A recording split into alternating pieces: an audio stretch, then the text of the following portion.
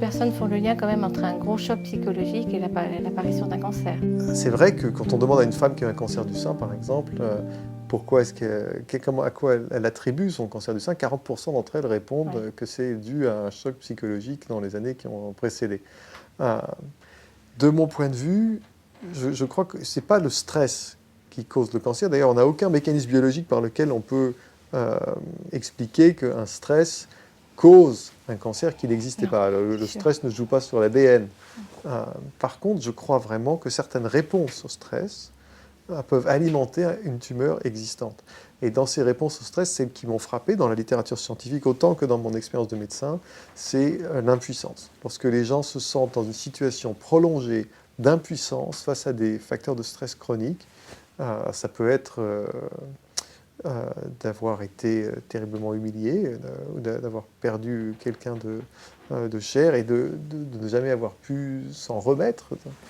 Ça nous laisse dans des situations d'impuissance qui, elles, peuvent contribuer à la progression d'un cancer existant. Et là, on a les mécanismes biologiques par lesquels... Et là, tu peux leur proposer des clés que tu as énoncées déjà dans ton premier livre, Guérir. Je me suis intéressé à ces facteurs psychologiques, et en particulier l'impuissance, puisque ce qui me frappe, c'est qu'on laisse les gens dans l'impuissance psychologique. On ne leur propose jamais rien. On les laisse souffrir. On ne leur propose pas d'approche efficace, alors qu'elles existent. Et moi, j'ai soigné des quantités de gens, je les ai vus se transformer, j'ai vécu sur moi-même comme patient. Donc, je suis très animé par le fait d'essayer de faire passer ce message. Il est possible de sortir de l'impuissance émotionnelle.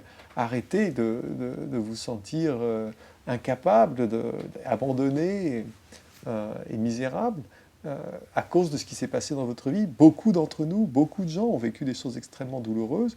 Nous les avons portées pendant un certain temps, nous en avons souffert, nous en avons rêvé, nous avons fait des cauchemars.